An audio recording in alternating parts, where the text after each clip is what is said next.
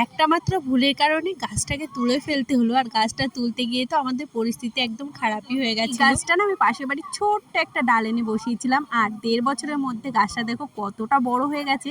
আর গাছটা কিন্তু আমি সেইভাবে কোনো যত্ন, গাছে অনেক ফুল দিয়েছে। আমি বেশিরভাগ চাল ধোয়া ওই সবজি খোসা জলই দিয়ে থাকি। কিছু গুঁড়াখুচে সার দিতে গিয়ে দেখি এর পরিস্থিতি একদম খারাপ। এটাকে যদি এখন রিপোর্টিং না করি তাহলে এর কিছুদিন বাদেই মারা যাবে। অসময়ে লেগে পড়েছি। এখন মোটামুটি 1:30-2টো বাজে, আর এখনও আমি স্নান করিনি, জাস্ট দেখতে এসে এই কাজে লেগে পড়েছি। আর আমার টপটা তো পুরো ফেটেই গেছে। আমি প্রথমে তুলতে পারছিলাম না বলে ওকে বললাম একটু তুলে দে, আর সেটা করতে গিয়েই টপটা ভেঙে গেছে। তাই যখন পুরো ভরে ফুল ফোটে না, বেশ ভালো লাগে।